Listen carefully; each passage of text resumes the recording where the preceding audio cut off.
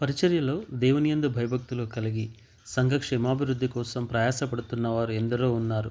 అటువంటి వారిని బట్టి సంతోషిస్తున్న ప్రభువైన దేవుడు తగిన కాలమందు దీవిస్తాడు. అయితే సంఘంలోనే ఉంటూ సంఘ పరిచర్యకు ఆటంకంగా ఉన్నవారు ఉన్నారు. వీరు రకరకాల వ్యక్తులు. అందులో ఒక రకం నింద వేస్తారు, కానీ నిజాన్ని ఒప్పుకోరు. వీరి వల్ల సంఘ క్షేమాభివృద్ధికి ఆటంకం జరుగుతుంది.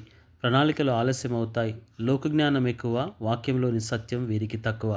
ఆచార సాంప్రదాయ భక్తి ఎక్కువ, వాక్యానుసార జీవితం తక్కువ.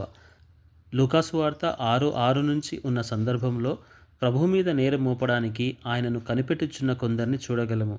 అప్పుడు ప్రభువు వారిని, విశ్రాంతి దినమున మేలు చేయుట ధర్మమా, కీడు చేయుట ధర్మమా, ప్రాణరక్షణ ధర్మమా, ప్రాణహత్య ధర్మమా అని అడిగి వారినందరినీ కలియజూచినప్పుడు ఒక్కరు కూడా సమాధానం ఇవ్వలేదు, నిజం ఒప్పుకోలేదు. పైగా ఆయన మీద కోపము తెచ్చుకున్నారు. స్వస్థపరచు శక్తి కలిగిన ప్రభువు అక్కడ ఊచచేయి గలవాడిని బాగు చేస్తాడు. అయితే నేటి దినాలలో ఆ విధంగా నేరము మోపడానికి, నింద వేయడానికి సిద్ధంగా ఉండి నిజాన్ని ఒప్పుకోనటువంటి స్వభావం కలిగిన వారి వల్ల సంఘ క్షేమాభివృద్ధికి కలుగుతున్నటువంటి ఆటంకం దేవుణ్ణి బాధపెడుతుంది అనటంలో ఎటువంటి సందేహము లేదు.